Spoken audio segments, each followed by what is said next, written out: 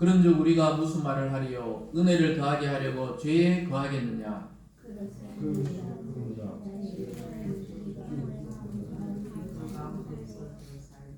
무릇 그리스도 예수와 합하여 세례를 받은 우리는 그의 죽으심과 합하여 세례를 받은 줄을 알지 못하느냐? 그러므로 우리가 그의 죽으심과 합하여 세례를 받음으로 그와 함께 장사되었나니 이는 아버지의 영광으로 말미암아 그리스도를 죽은 자 가운데서 살리심과 같이 우리로 또한 새 생명 가운데서 행하게 하려 합니다. 같이요. 만일 우리가 그의 죽으심과 같은 모양으로 연합한 자가 되었으며 또한 그의 부활과 같은 모양으로 연합한 자도 되리라. 아멘. 기도하겠습니다. 사랑과 은혜 하나님 아버지 감사드립니다. 오늘도 하나님의 말씀을 들을 수 있는 귀한 자리로 인도하여 주시고 또 예배 가운데 은혜 주시려고 우리를 부르셨음에 오늘도 말씀 가운데 은혜 주시고 우리 각 성도들의 행하시는 하나님의 음성으로 듣는 놀라운 은혜가 있게 하시고 마음이 회복되고 또 영혼이 충만하며 또한 육체가 치유되는 놀라운 말씀의 시간이 되어질 수 있게 하여 주시옵소서. 감사드리며 예수님 이름으로 기도드리옵나이다. 아멘. 오늘 본문의 말씀을 통해 그리스도와 성도의 연합이라는 제목으로 말씀을 증거하겠습니다. 그리스도와 성도의 연합이라는 제목인데요. 이제 봄이 되면서 이번 주에 대구는 이미 벚꽃은 아니죠 아직 목련꽃이 활짝 피는 것을 봤습니다. 그래서 여기저기에 뭐 꽃들이 피어나고 또 매화꽃이 쫙 피고 이러는데요. 우리 개나리가 봄 되면 또 노랗게 피는데 개나리는 가지를 꺾어가지고 이 땅에 이렇게 꽂아 놓으면은 거기서 또 잎이 나고 또 싹이 나고 또 꽃도 피고 그 개나리 잘 번식하는 것을 보게 됩니다. 그런데 보통은 오늘 이 본문에서 연합이라는 의미는 이 가지를 꺾어서 땅에 심는다기보다는 이 연합의 의미는 가지를 꺾어서 다른 나무에다가 접붙인다 이런 의미가 있습니다. 그래서 지난 시간에도 잠깐 설명했는데 접붙인다는 게 예전에 학교에 그런 시간이 있었죠. 여성들은 뭐 이게 가정, 요즘에는 같이 배우지만 가정, 남자들은 기술 뭐 이런 거 배우면서 거기 보면은 접붙이기 하는 방법이 있어요. 가지를 이렇게 비스듬하게 잘라서 또 저쪽에 나무 가지를 꺾어서 비스듬하게 해서 이렇게 탁 붙여가지고 끈이나 또 실로 이렇게 동여맵니다. 그러면 그게 이제 며칠씩 지나고 또 1년쯤 지나면은 그게 완전히 원가지하고 똑같이 붙어가지고 거기에 원가지에 있는 열매를 맺는 걸 보게 돼요. 그런 걸 통해서 우리가 접붙인다 이런데 오늘 제목에 성도와 예수님의 연합 이럴 때 접붙인다는 의미로 그걸 좀 머리에 두고 말씀을 따라보시면 훨씬 이해하기가 쉽습니다. 최근에 가장 인기 있는 영화 중에 올해 개봉한 영화 중에 요즘 뭐 많은 사람들이 그걸 따라서 하는데 보니까 이 파묘라는 영화가 굉장히 극장가에서 뭐 1000만 가까이 지금 볼 정도입니다. 그래서 뭐 5명 중에 1명이 봤는 영화죠. 우리나라 애부터 어른까지 다 합쳐서 한 5천만으로 봤을 때 그런 영화인데 그래서 제가 그거 왜 그렇게 유행일까 이게 가만히 생각해 봤거든요.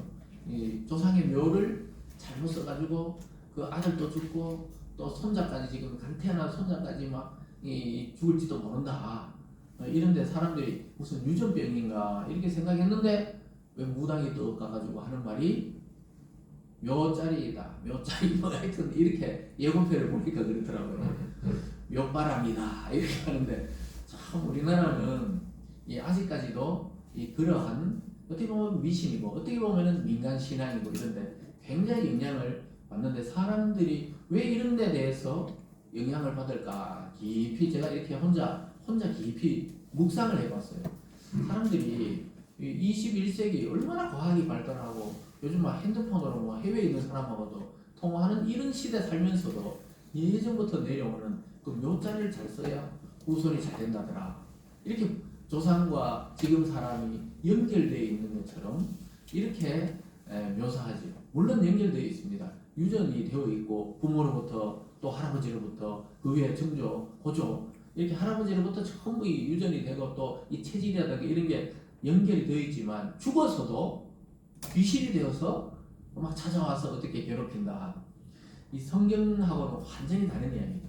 성경은 귀신이 없다고는 말 안 하는데 귀신이 죽은 조상이 아니고 귀신은 사탄의 졸개들이 하늘에서 쫓겨난 그 영적 존재, 이 천사들 원래는 천사였는데 악하게 이제 행동하기 때문에 귀신이다 이렇게 부르죠. 그러니까 악한 영들이 있는 건 사실이지만 조상의 모습으로 나타나서 인간을 지배하려고 하는 것이지 진짜 조상은 이 나타날 수가 없는 하나님의 창조 원리에서는 진짜 조상은 나타날 수가 없지만 어쨌든 제가 이 묵상을 해본 게 있어요. 왜 사람들은 아침에 기도할 때도 그렇고 제가 평일날 또 와서 왜 이렇게 사람들이 그런 데 관심이 많고 이런 데 할까? 이렇게 지금 기계가 발달하고 마이크를 사용하고 뭐 이렇게 전자제품이 발달하고 문화가 발달한 시대에도 왜 부모의 묘를 잘못 써가지고 할아버지의 묘를 잘못 써가지고 자식이 그렇게 망한다고 생각할까?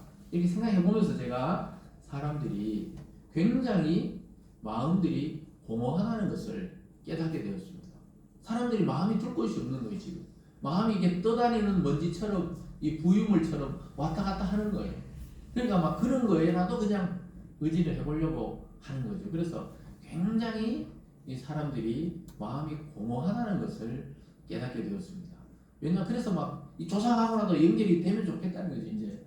그래가지고 막 이 저 무당들이 보면은 싹 귀신이 돼가지고 목소리가 확 바뀌잖아요. 그 연기하는 게 아니에요. 진짜 무당들 말이에요. 진짜 무당들 하는 거 보셨는지 모르겠지만 요즘은 잘 없죠. 도시화돼. 옛날 시골에서는 무당들이 막 한단 말이에요. 그래서 거기 보면은 막 싹 들어가지고 목소리가 바뀐다거나 우리들은 뭐 그 강변에서 하는 걸 봤는데 저도 우연히 친구 동네 갔다가 그 강변에서 그 하는 걸 봤어요. 그 하면서 막 무당들이 이제 그 강변에서 이렇게 한 다음에 이제 뭐 수박이나 이런 걸 던져요. 강물에다가 확 던집니다. 막 던지고 또 뭐 거북이나 이런 걸 방생하면서 그래서 그게 무당을 찾아온 당사자의 그 뭘 풀어준지 몰라도 하여튼 막 우리 어릴 때는 잘 모르겠지만 그래 우리 친구하고는 저 밑에 이제 강변 밑에 있다가 이 추망을 던져가지고 수박을 건지 먹고 이렇게 했죠. 우리는 뭐 무당 상관이 없으니까 교회를 다니니까 그 친구가 지금은 자동차 전문가가 되어 있지만은 그 친구가 그 동네 가면 막 무당들 하고 막 뭐 떡은 모르겠는데 하여튼 막 수박 던지고 이런데 던지는 거 우리 밑에서 이제 이 추망을 잘 중학생인데도 초면 애들은 그걸 잘 던졌어요. 그래 그걸 해가지고 밑에서 뭐 수박 깨먹고 전혀 부장 타는 게 없이 지금까지 잘 살고 있죠. 그래서 그걸 미신도 신념을 갖고 집중해가 믿으면은 거기 지배를 받아요. 왜냐하면 귀신이 숭배받기를 원하거든요. 하나님이 우리에게 경배받기를 원하는 걸 흉내내 가지고 사탄이 귀신들을 이용해서 숭배받기를 원하는 거예요. 자기가 하나님인 것처럼 흉내내는 거지 절대로 조상들이 오는 게 아니라는 것을 우리 크리스찬들은 그걸 잘 개념을 가지고 있어야 됩니다.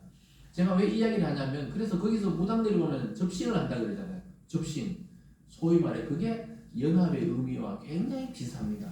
우리는 성령이 우리 속에 오면서 그리스도 우리가 연합된다 그러잖아요. 아까 접붙임이 되는데 그 사람들은 접신을 하는 건데 조상신이 아니에요. 귀신이에요. 귀신. 딱 들어가서 조상처럼 목소리를 내는 것입니다. 어쨌든 간에 사람들은 이 그러한 것을 뭔가 영향을 받기를 원해요. 그러니까 사람들이 그만 몰려가는 거예요. 젊은 사람들도 가서 보고 나이 드신 분들도 보고 그래서 역시 묘를 잘 써야 되구나. 그 제가 질문을 했어요. 어떤 분이 그러길래 그러면 요즘엔 전부 80, 90%가 화장해버리는데 묘도 없는데 그럼 어떻게 돼요? 그러니까 말을 못 하시더라고. 옛날에는 그랬습니다. 뭐 이렇게 이야기하면서 저도 슬쩍 웃으면서 농담처럼 싹 질문하니까 그런 게 없는 거예요. 그러니까 우리가 그렇게 믿고 싶은 거지. 어쨌든 간에 오늘 그 이야기를 제가 끌고 온 이유는 우리는 진짜 그리스도와 연합이 되어 있다는 거예요. 이 접붙임이 되어 있는 거예요. 접신이 아닙니다.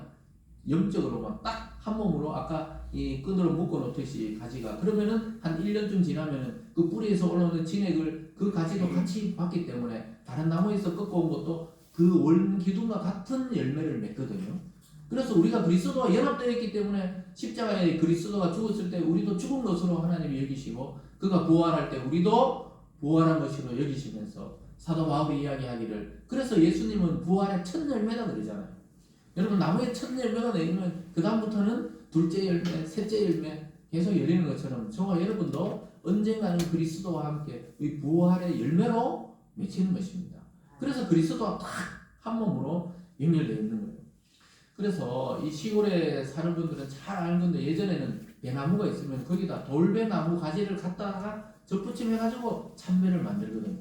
원래부터 그 돌배나무들을 잘 재배해서 접붙여가지고 계속 접붙이고 해서 참 배나무를 만들어요. 여러분 뭐 드시는 그 배 말입니다. 배. 그 산에 있는 그 돌배나무 가지를 꺾어가지고 접을 딱 붙여가지고 만든단 말이에요. 그래가지고 몇 년 지나면은 거기다가 참배 열매가 맺히는 거예요. 돌배는 말이에요. 진짜 못 먹거든요. 돌배 맛이 없어요. 그거 훅 쪄가지고 뭐 만들기도 하지만은 제가 항상 이런 예화를 들으면 옛날 시골 얘기하면 애들은 도대체 아빠는 언제 살았는 사람이냐 이러는데 그 엄마하고도 문화 차이가 난단 말이에요. 엄마는 도시 사람. 저는 나이 몇 살 안 차도 완전히 그러니까 이런 돌배 따서 뭐 쪄 먹었다 이런 이야기하면 도대체 뭔 이야기인지 잘 모르시겠지만 어쨌든 거기에서 탁 이 접을 붙여서 하면 나중에 시원하게 거기다가 참 배가 열리는 거예요. 그 참 신기하죠. 근데 바울이 나중에 보면 그 예를 들어서 우리가 그리스도와 함께 접붙여졌다 이렇게 하면서 이제 진액이 달라졌어요.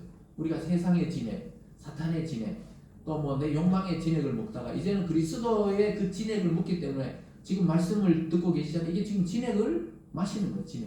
진액을 먹고 그러면 나중에 우리도 그리스도의 열매가 맺히게 되는 것입니다. 그래서 우리는 법적으로는 그리스도와 우리가 딱 하나 되어 있어요. 연합되어 있어요. 딱 접붙여져 있기 때문에 누구도 부인할 수 없어요. 근데 우리는 아직까지 이 육체가 있기 때문에 자꾸 있잖아요. 이 세상으로 흘러가려고 세상에 욕망이 있고 또 좋은 게 있으면 갖고 싶고 이게 아직까지 아담 안에 피가 흐르기 때문에 그렇지 실제 법적인 지위는 저와 여러분들은 그리스도와 딱 연합되어 있는 줄 믿으시기 바랍니다. 그래서 이것은 인간이 고안해낸 아이디어가 아니에요. 인간이 만들어낸 종교의식이 아닙니다. 그래서 여러분 2주 뒤에 우리가 부활절에 성찬을 받고 또 생존 받기 전에 여러분 다 세례를 받으셨잖아요. 이 세례와 성찬은 주님이 제정하신 거예요. 내가 다시 올 때까지 이 성찬을 행하라 그래요. 그래서 기독교는 계속 그걸 행하는 거예요. 그게 하나의 행사가 아닙니다. 그 속에 영적으로 임재해서 그리스도가 성령으로 그 시간에 오는 거예요. 그래서 이 세례 받기 전에 또 성찬하기 전에 기도로 준비하는 건 굉장히 중요합니다. 굉장히 은혜를 받아요. 저도 청소년 때 이래 방황하다가 다시 교회로 왔을 때 성찬식을 할 때마다 눈물이 나더라고요. 눈물이 나야 꼭 감동받는 건 아니지만 그만큼 하나님의 은혜가 거기에 있다는 것입니다. 그래서 여러분이 세례를 받고 성찬을 행한다는 것은 외적으로 그리스도와 우리가 하나 되어 있다는 것을 공표하는 시간입니다. 그래서 우리가 떡을 나눌 때 이건 그리스도의 몸입니다. 이러고 제가 나누고 또 잔을 나눌 때 이건 예수님의 피입니다. 이렇게 피를 상징하는 포도즙을 마시죠. 그래서 예수님이 직접 12 제자들에게 나눠주신 그 행위를 우리도 지금 하는 거예요. 그래서 그리스도와 우리가 연합되어 있다는 것입니다. 믿습니까? 그래서 의식이 아니고 실제 영적으로 그리스도의 죽으심과 삶을 경험하는 시간이 세례와 성찬입니다. 그래서 지금 기독교는 기도와 또는 말씀으로 은혜를 경험하지만 눈에 보이는 것으로는 성찬과 세례만 남아있습니다. 그래서 성찬은 눈에 보이는 은혜의 시간이에요. 세례도 마찬가지고요. 그래서 구원의 감격이 또 구원의 은혜가 날마다 예배 때마다 또 성찬과 세례 때마다 넘치는 저와 여러분이 되기를 주님의 이름으로 축복합니다. 오늘 첫 번째로 사도 바울은 성도들의 법적인 상태가 어떠냐. 성도들의 법적인 상태는 죄에 대해서는 이제 죽어있다 이렇게 말합니다. 죄에 대해서는 죽었다는 겁니다. 그래서 우리가 지난 시간에 살펴봤을 때 우리가 죄가 왕노릇하는 세상에 살았다고 했잖아요. 예수님 믿기 전에 죄가 왕노릇하니까 그 결과는 뭡니까? 죽음이 우리를 통치한다. 사망이. 그 사망 앞에서 꼼짝할 수 없는 존재였는데 우리는 이제 죄에 대해서 죽은 존재라고 성경이 말씀합니다. 그래서 법적인 상태. 여전히 우리는 육체가 있기 때문에 남을 좀 속이기도 하고 마음속으로 또 막 욕망에 따라 살라고 하는 그런 죄가 있지만 진짜 법적으로는 어떻게 됐냐? 우리가 죄 없다고 하나님이 말씀하는 이유가 죄에 대해서 죽어버렸어요. 여러분 한번 죽은 사람이 또 죽고 또 죽고 그러지 않잖아요. 한번 죽었으면 죽는 겁니다. 물론 예전에는 이 왕이 왕정 시대 때 잘못한 게 있으면 묘를 파내 가지고도 또 막 거기다가 막 이렇게 하지만 사실 죽은 거예요. 이건 사실 죽은 게 아니고 파내서 벌을 하지만 다시 죽는 게 아니고 한 번 죽었는 사람은 계속 죽어 있듯이 주님 올 때까지 부활할 때까지 죽어 있잖아요. 두 번 죽는 게 아니듯이 저와 여러분 죄에 대해서는 죽은 존재다. 이렇게 법적으로 성경의 법적으로 이야기하는 거예요. 그래서 죽은 사람이 일어나서 막 다시 뭘 할 수 없듯이 죄를 다시 지을 수 없는 존재예요. 원래는. 그게 지금 1, 2절 말씀입니다. 1절과 2절입니다. 그런즉 우리가 무슨 말을 하리요? 은혜를 더하게 하려고 죄에 더하겠느냐? 그럴 수 없느니라. 죄에 대하여 죽은 우리가 어찌 그 가운데 더 살리요? 죄에 대해서 우리가 이미 죽어버렸다는 거예요.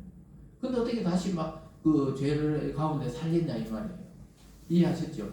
그래서 성경에서는 예수 믿고 성령 받은 순간부터 하나님을 아버지를 여기면서 완전히 다른 존재가 된 거예요.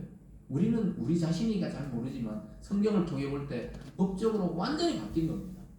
예를 들어 이민을 받잖아요. 우리나라도 이제 뭐 이민을 좀 받아야 된다 말아야 된다는데 시리아에 막 그때 전쟁이 나오고 막 IS 이슬람 국가를 창시하려고 하는 그런 사람들이 막 폭력적으로 그 나라를 침범하고 다스리니까 많은 난민들이 유럽으로 배 타고 또는 뭐 걸어서 이렇게 넘어갔잖아요. 그럴 때 난민 심사를 해가지고 이 사람 난민 지위를 인정하고 나중에 더 나가서는 이 사람에게 국적까지 주게 되면은 이 사람은 완전히 그 시리아 사람이고 완전히 그 나라에서 외국 사람이지만 법적으로 딱 보면 이 사람이 국적을 갖고 있는 거예요. 그러면 그 나라 유럽의 그 독일이나 프랑스나 이런 데서 그 나라 법이 적용이 되는 거예요. 이 사람은 아직까지 언어도 어색하고 이래도 자기 기분도 아직까지 문화나 이런 것은 자기가 태어난 나라의 문화로 살지만 법적으로 보면 이 사람은 이제는 시리아 사람이 아니고 독일이나 프랑스 사람으로 그 나라에서 인정하는 거예요. 우리나라에도 와서 결혼하고 이민자들이 이제 국적을 취득하고 이러면은 분명히 얼굴을 보면 외국인인데 주민등록증 보면 우리나라 사람이에요. 무슨 말인지 따라오셨죠? 바로 그와 같이 비유하자면 그런 거예요. 우리는 죄에 대해서 죽었다 그러는데 역시 아직 죄 짓잖아요. 막 미워하고 뭐 다투기도 하고 사람들하고 막 갈등이 있기도 하고 때로는 뭐 그래 할 수 없어서 또 막 뭐 거짓말을 하기도 하고 예를 들어서 이렇게 하고 있잖아요. 그런데 하나님 우리 보고 죄에 대해서 죽었다. 다시는 그리 돌아갈 수 없다는 거예요. 우리가 아직 여전히 이 육체적인 이 죄의 욕망, 아담의 피가 흐르고 있지만 실제 법적으로는 그리스도 안에서 새로운 생명으로 태어난 줄 믿으시기 바랍니다. 그래서 저와 여러분은 국적을 취득해버렸어요. 이 하늘나라의 국적을 취득했기 때문에 우리는 이제 이중 국적자예요. 아직 육체가 있기 때문에 이 땅에 육체적인 이런 삶을 사는 것도 있고 때로는 막 기도하고 말씀 드릴 때 또 영적으로는 막 하나님의 세계를 누리기도 하는 그런 이중 국적자이기 때문에 하나님은 그 나라의 국적을 취득하면 보호를 하죠. 나라에서 절대적으로 보호합니다. 그리고 뭐요? 또 그 사람은 나라에 대해서는 자기는 또 의무를 담당해야 되듯이 우리 이제 하나님 나라의 시민으로서 그 권리를 취득했어요. 이제는 이 사탄이나 세상 나라의 주관이 아니에요. 근데 육체적으로는 여전히 여기 있기 때문에 우리가 헛갈리는 거예요. 자꾸 우리 스스로 헛갈릴 뿐이지 법적으로는 주민등록을 꺼내보면 하늘나라 시민 이렇게 딱 찍혀져 있단 말이에요. 믿습니까? 그래서 이 사도 바울의 이 논증이 굉장히 뛰어난 거예요. 성령의 영광을 받아가 기록했지만은 얼마나 이 논리가 뛰어난지입니다. 그래서 죄 가운데 죽은 우리가 어찌 그 가운데 다시 살아났냐? 한 번 죽은 사람은 그냥 끝난 거지. 우리는 생명 가운데 이제 살게 되었다고 이야기하는 것입니다. 그래서 여기서 죄에 대해서 죽었다 할 때는 이제는 다시 예수님 믿지 않겠다 그러고 나는 지옥 갈 죄를 짓겠다 그러고 막 이런 죄로 빠지지 않는다는 거예요. 일상적인 우리는 아직까지도 해결되지 않는 우리의 죄들이 있죠. 근데 예수님은 그 죄까지 책임지려고 목숨을 드렸다는 거예요. 그래서 목숨만 바꾼 그런 귀한 게 없잖아요. 그래서 저와 여러분이 예전에 지은 죄, 지금 짓고 있는 죄, 앞으로 지을 죄까지 싹 청산하려고 예수님이 육체로 오시고 그 죄를 지기 위해서 값을 치르기 위해서 피를 흘려서 십자가에서 돌아가신 겁니다. 그래서 핏값이 얼마나 하나님의 아들의 핏값이 얼마나 큰지 아시겠죠? 온 우주의 사람들이 다 합쳐도 하나님의 아들의 피만 못한 거예요. 그 피 한 방울, 십자가에 실제 피 흘려 죽으셨잖아요. 그 피 흘리심 때문에 우리는 생명을 얻게 되었어요. 그래서 우리는 이 유한하고 영원히 지옥 갈 몸이었는데 그리스도의 그 생명이 우리 속에 이식됐어요. 심장을 이식하듯이 뇌를 완전히 이식해 버렸어요. 그래서 완전히 다른 사람으로 살아가게 된 것입니다. 그래서 저와 여러분을 사탄이 절대로 막 시험에 들게 할 수는 있어도 절대로 지옥 불에 떨어지게 다시 끌고 갈 수는 없다는 사실을 꼭 믿음으로 받으시길 바랍니다. 오늘 두 번째로 보면요. 그러면 성도와 그리스도의 연합을 어떻게 알 수 있느냐? 그건 세례라는 그 의식을 통해 우리가 확인을 합니다. 아까 앞에서 말씀드렸듯이 여러분 세례는 두 가지 세례가 있습니다. 성경에는 두 가지 세례를 말해요. 하나는 성령으로 너희들이 세례를 받을 것이다. 세례 요한이 그랬죠. 너희들이 나보고 이렇게 하느냐? 내 뒤에 오시는 분은 나는 그 사람 신발끈도 멜 자격이 없는 그런 사람이다. 많은 사람한테 세례 요한이 뭐라고 그랬죠? 자기는 물론 세례를 주지만 내 뒤에 오시는 분은 성령으로 세례를 주는데 또 어떤 본문에는 불로 세례를 준다. 이렇게 표현해요. 똑같은 말입니다. 불 세례나 성령 세례는 성령 세례를 일컫는 말입니다. 그래서 예수님은 성령으로 세례를 준다는 거예요. 그 세례의 의미는 두 가지예요. 여러분은 물 세례는 받았다는 걸 확실히 알죠? 성령 세례는 받았을까요? 안 받았을까요? 네, 받았습니다. 내가 예수님을 믿어지게 되고 하나님을 아버지라고 부르는데 아무 거리낌이 없는 사람들, 그 성도잖아요. 이미 내가 입으로 예수를 구주로 시인하고 하나님을 내 영혼과 내 창조의 아버지로 하나님 아버지로 여기는 자는 이미 우리가 언제 받았는지 모르는데 이 성령의 세례를 받았기 때문에 내 주님이라고 고백하는 겁니다. 그 여러분 기도할 때 예수님 이름으로 기도합니다. 그게 바로 성령 세례를 받았다는 이미 증거입니다. 예수님 믿지도 않는데 예수님 이름으로 기도하지는 않으실 거 아니에요. 여러분 다 예수님을 구주로 믿으십니까?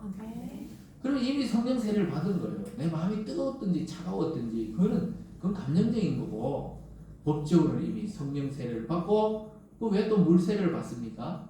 물 세례는 공동체 가입의 의미가 있어요. 우리 교회는 그리스도의 몸이잖아요. 그래서 몸의 지체로서의 가입되는 의미가 있어요.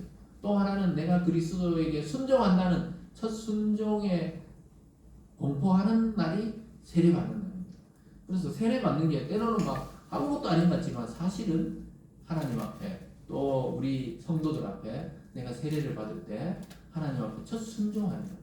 내가 막 믿음으로 받았는지 안 받았는지 헷갈려도 이미 세례를 받았다는 사실은 그 아주 역사적인 일이고 하나님의 큰 사랑의 표현이고 또 자기 자신으로는 하나님 앞에 이제 순종한다는 마음으로 그래서 세례는 순종의 마음으로 받는 겁니다. 완전해서 받는 사람 없어요. 성찬을 받을 때도 성찬 나올 때 제가 항상 그러잖아요. 우리가 죄가 있을지라도 이까지 다 해결해 줄 줄 믿음으로 받으시기 바랍니다. 보통 이렇게 말하는 게 그래서 믿음이 크게 효력이 있는 거예요. 우리가 완전하려 그러면 타종교로 가야 돼요. 기독교만큼 이 엉성한 게 없어요 사실은. 타종교는 얼마나 이렇게 열심인지 몰라요. 막 108배, 3000배, 막 더 많이 막 7000배 이렇게 하잖아요. 3보 1배, 3번 걷고 한 번 절하고 막 이런 고행과 수행을 통해 뭐 어느 경지에 이르려 그래요. 완벽히 이르려 그러는데 어느 날 막 지나가다가 돌뿌리에 걸려도 막 욕이 나오잖아요. 시큰 돌을 닦다가 그 인간의 한계를 그런 식으로 해결이 안 된다는 거예요. 하나님 우리를 수용해 버려야지. 그냥 싹 빨려드는 거죠. 이 믿음이라는 것은 우리가 왜 청소기 막 먼지 많은데 싹 당겨 막 순식간에 싹 당겨오잖아요. 먼지가. 그런 게 믿음이에요. 내가 어느 날 믿었지 막 헷갈리잖아요. 근데 아까 말했잖아요. 내가 예수를 믿고 있다. 이미 성령 세례를 받은 거예요.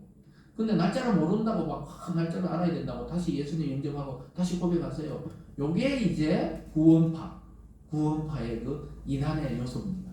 그거 이단적인 거예요. 날짜를 꼭 알아야 된다. 아는 사람도 있지만 모르는 사람도 많아요. 그럼 막 그렇게 해가지고 다시 막 세례를 받아야 된다. 이렇게 주장하는데 그게 막 제사했냐 거듭났냐 또 이렇게 묻어보면서 다가오면은 아 이건 뭔가 이게 정통교리가 아니구나 다 알아들어야 돼요. 성경은 그렇게 말한 적이 없어요. 그래서 사도 바울이 그리스도 예수와 합하여 세례를 받았다 이걸 연합의 의미로 쓰고 있습니다. 3절 말씀을 같이 읽어볼까요? 3절입니다. 시작. 무릇 그리스도 예수와 합하여 세례를 받은 우리는 그의 죽으심과 합하여 세례를 받은 줄을 알지 못하느냐. 예수와 합하여 세례를 받았대. 난 내 혼자 세례를 받은 거 알았는데 예수님과 합하여 우리가 세례를 받았다. 그 무슨 말입니까? 예수와 우리가 아까 말했죠. 연합, 묶여 있다. 그래서 예수님이 요단강에 세례 받을 때 우리도 같이 받았고, 예수님이 골고다에서 고난받게 십자가 지고 갈 때 우리도 같이 십자가를 졌고, 예수님이 십자가 못 박혀가지고 이제 막 고통당하실 때 우리도 거기서 같이 고통당했다는 거예요. 예수님이 십자가에서 이제 돌아가셨을 때 우리도 죄에 대해서 옛사람은 거기서 완전히 같이 죽었다는 겁니다. 믿습니까? 거기서 죽고 아리마대 요셉이 내려가지고 이 무덤에 묻었을 때 그 깜깜한 무덤 속에 저와 여러분이 같이 예수님과 묶여서 무덤 속에 머물러 있었던 겁니다. 이 영적인 의미죠. 그래도 3일 만에 부활하실 때 어떻게 됐어요? 우리도 같이 이미 부활한 거예요. 우리도 이미 부활의 생명에 들어온 줄 믿으시기 바랍니다. 그러니까 이 연합의 의미가 얼마나 중요한지, 이건 그냥 신학적 개념이 아니라니까요. 그리스도와 내가 한 몸이 되어 있는 거예요. 육체적으로는 지금 한 몸이 아니지만 영적으로는 이미 아무도 그 끊을 수 없는 사랑의 끈으로 그리스도와 우리가 연합되어 있는 것입니다. 그래서 우리가 그리스도와 함께 죽었다면 그리스도와 함께 사는 것은 당연한 이치입니다. 믿습니까? 그래서 우리가 2주 뒤에 부활절에 또 한 번 부활의 설교를 하겠지만 우리가 미리 오늘 이 말씀을 통해 그리스도와 함께 죽고 그리스도와 함께 살아났다는 의미를 연합의, 이건 신학적인 용어거든요. 연합이다 이런 말을 잘 안 쓰잖아요. 그래서 어떤 것과 어떤 것이 그냥 대충 걸쳐져 있는 연합이 아니에요. 완전히 밀착되어서 하나 되어 있어 빈틈이 없는 상태를 그리스도와 우리의 연합으로 보는 것입니다. 그래서 나중에 또 보면은 그리스도와 우리를 부부 사이로 또 표현하죠. 예수님은 신랑이고 온 교회는 신부로서 그와 하나 된다. 예수님도 창세기 이야기를 들어서 이혼의 문제가 나왔을 때, 마가복음에 요즘 큐티할 때 얘기 나왔죠. 예수님도 창세기 하나님 이야기 못 들었냐? 남자와 여자가 합하여 한 몸이 된다. 그게 그리스도와 우리의 관계를 또한 설명하는 것입니다. 그래서 우리는 그리스도와 뗄래야 뗄 수가 없어요. 예수님은 머리고 우리는 몸이다. 예수님은 높고 우리는 낮다 이런 의미가 아니에요. 하나란 말이에요. 하나. 몸 없는 머리가 없고 머리 없는 몸이 없듯이 하나란 겁니다. 믿습니까? 그래서 우리가 예수님과 함께 이제 장사되었다 이렇게 성경이 말합니다. 옛사람은 장사되었다. 요즘은 자꾸 이렇게 화장을 하다 보니까 거의 뭐 장사 지내는 걸 잘 못 보셔요. 장사란 말은 사실은 땅에 관을 묻는 것을 장사해요. 장례식의 마지막 단계가 장사입니다. 그래서 우리가 서울에 있을 때 교회 공동묘지에 가면 마지막 관을 내리고 거기 흙을 덮기 전에 화관 예배를 드려요. 관을 딱 보면서 이제 마지막 예배를 드립니다.